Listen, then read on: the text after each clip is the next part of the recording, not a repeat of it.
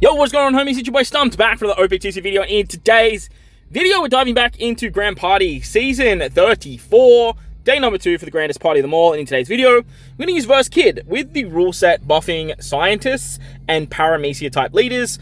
As long as you have one of those tags, your entire team gets some very, very nice buffs. With Verse KIDD, he is the paramecia type Devil Fruit user, so therefore he gives buffs to the entire team. And another thing is, shooters are just basically the best team in the game. Same with like Driven Powerhouse, and same with Strength. So he's rocking pretty much 3 of the best teams in the game.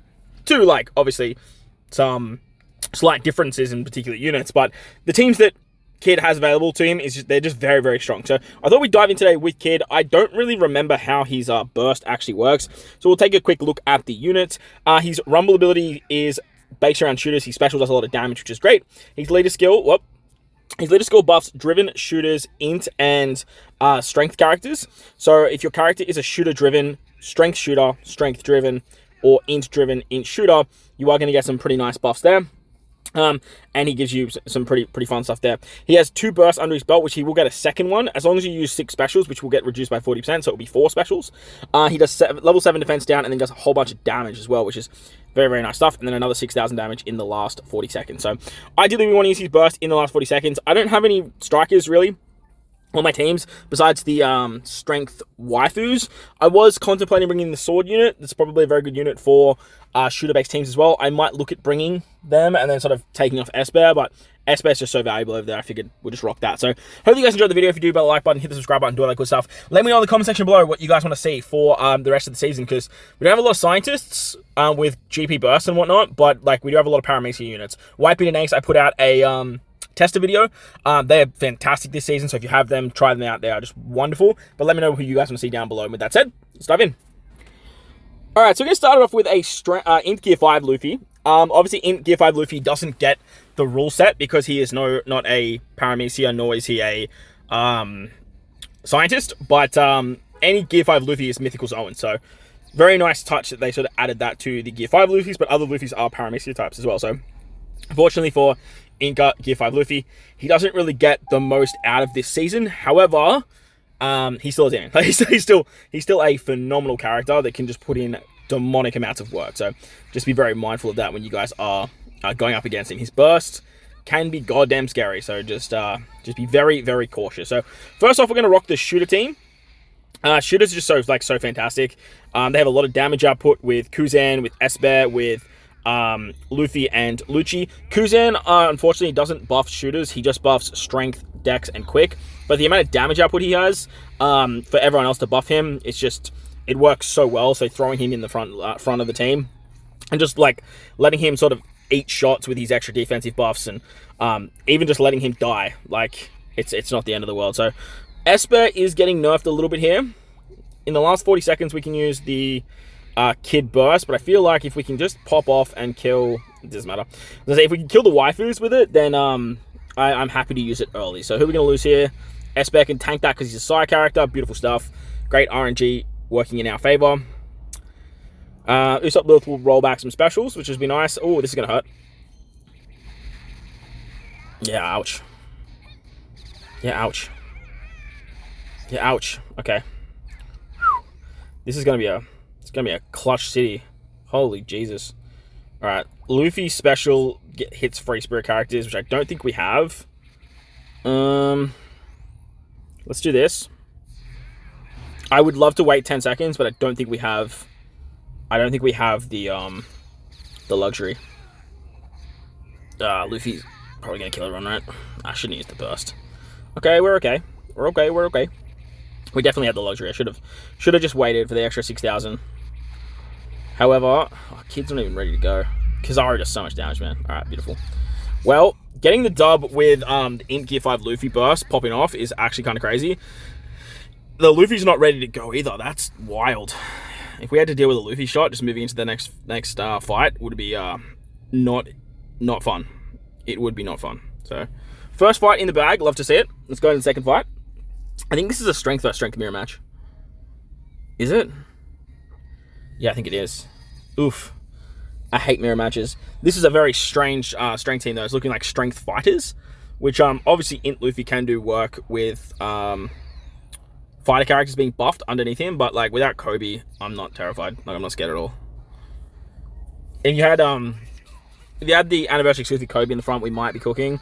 But like the Uta Kobe combination is just way stronger than the fighter build. You can do fighter shooters with like Pikqchu and stuff, but yeah, you realistically just need Kobe for that to work. Big cooldown reduction. Kuma's not ready. Is Luffy gonna be ready? Bro, imagine. Oh, that's so annoying. I was really hoping that Kobe's burst would be ready to go there, and then we could then just pop off. So we're pretty much gonna win this fight. So what I'm thinking, let's do this. Lower some defense, get the level 7 defensive drop, and then everyone should be able to clean house here. Very nice. The wife is just going to do a little cheeky heal now, and then Luffy is going to wrap up the rest. So, very, very nice stuff for the first fight. KIDD's burst, honestly, not that amazing, but the fact that he has just, like, super strong teams at his disposal makes him very formidable this particular season. So, that definitely works in his favor. Definitely.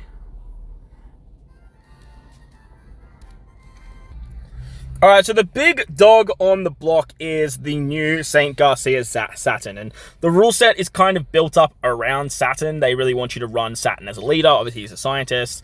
Strikers get monstrous buffs if your leader is scientist or paramecia. And then on top of that, your team gets buffed too. So if you're running any strikers that are also like under the leader of something like Saturn, who also buffs strikers, you can do some pretty nasty things. I think the Strength Wife is also buff strikers. The Strength Kid might buff strikers as well, if I remember correctly. But like in my opinion, strikers are just bad. Like they're so garbage that even with all the rule sets, like they can beat teams, but they're not like super efficient at taking down majority of the meta. So for me, I like Saturn as like his burst is really fun. He's a very tricky unit. You can time things and plan things really, really well with Saturn, but just the way that I like to play, his teams just don't cut it for me. Like I would rather use a character that has a little bit of a weaker burst with very powerful teams than use somebody that has like a trickier burst with some like good teams, but just not amazing teams. Obviously a character with like a Gear 5 burst or the White Bit and Ace burst, like you don't necessarily have to worry too much about your teams because you can just run like the meta teams in the game as long as you can fit the leader on somewhere. But yeah, Saturn definitely falls under the trap of like, whilst his burst is nice, it's not like game breaking, or it's not meta defining in the sense that it can just shut down everything. But it definitely can be very, very annoying to deal with. For example, if our Lulu is about to go and the enemy uses their GP burst, the entire team is going to have a immunity to damage through defense, which therefore is basically just going to nullify literally all the damage. So Atlas basically can't touch us now. She's just getting forced out like crazy. Special Binding Chopper, he's confused anyway, so like that's not a big issue. We have our burst ready to go too, so we can always use that. It's the back end of the...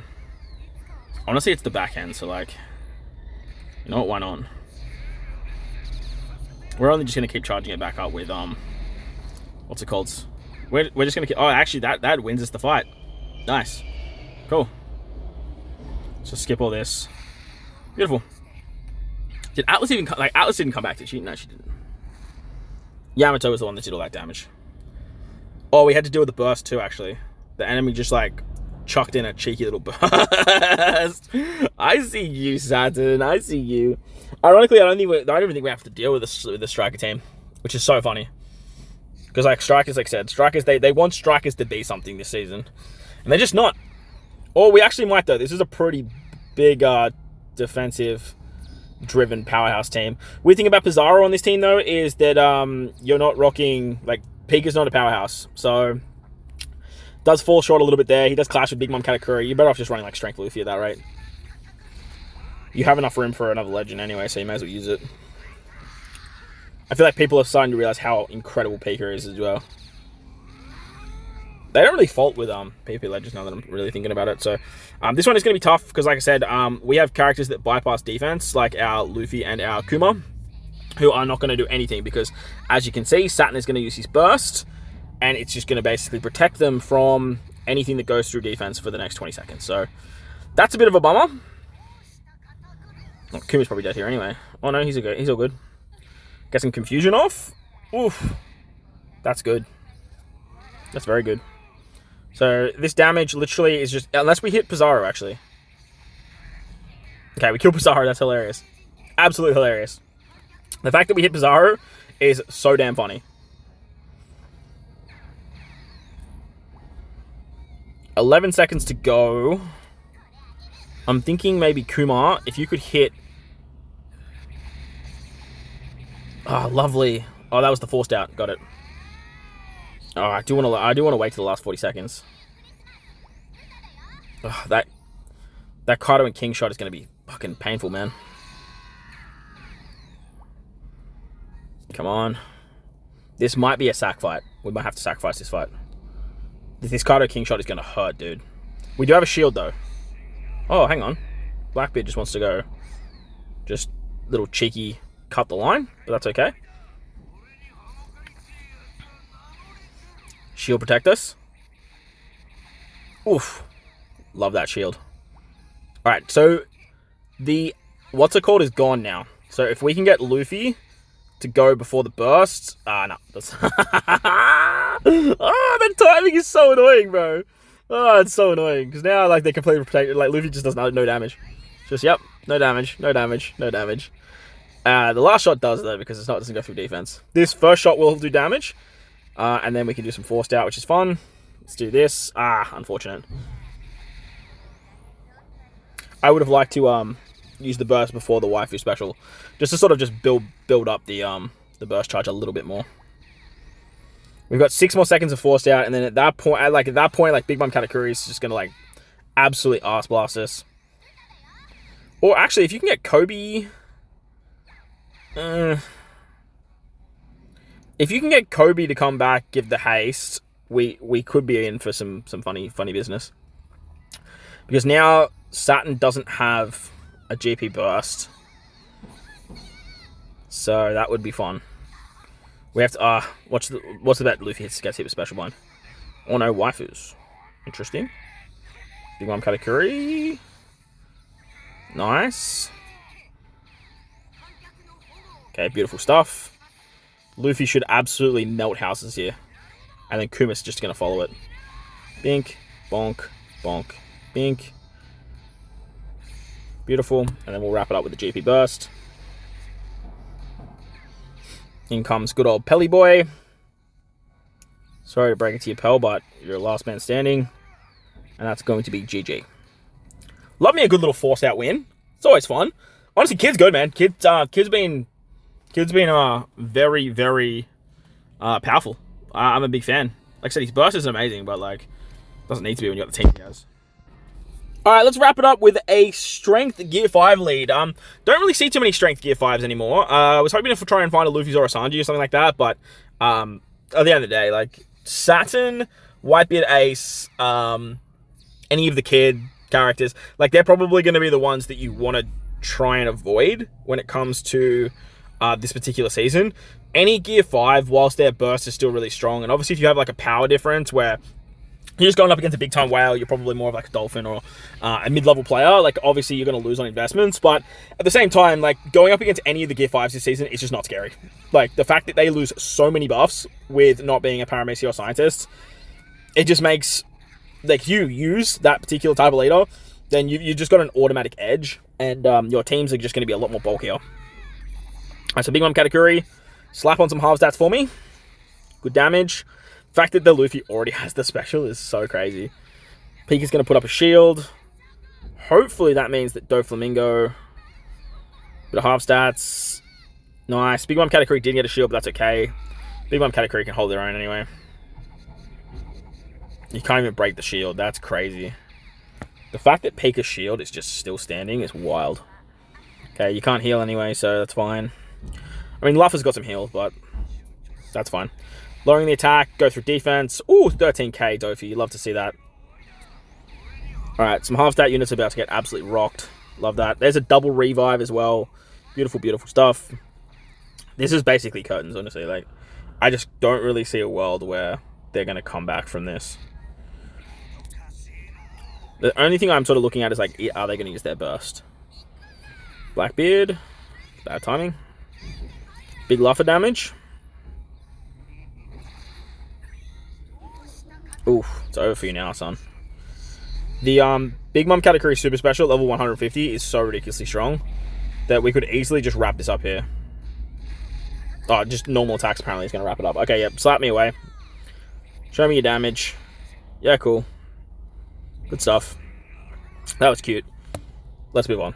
Just, like, don't even try, bro. The driven team, like, I like running Strength Luffy on this team over Doflamingo, but Doflamingo is just such an easy driven slide in. And obviously, driven strength characters are getting the double buff under KIDD, so it works out quite nicely. So, if you see that driven team, man, lots of people like to run Cross Guild as well. It's another really good unit you can use, but I feel like the damage is needed with the Dofi or the Luffy unit. Alright, let's wrap it up. Final fight. We're going up against Cerebrals by the look of it. Bit of a Cerebral comp with Int Shanks. Very odd. They decided to throw an Int Shanks there, but hey, beggars can't be choosers. And let's see what they got.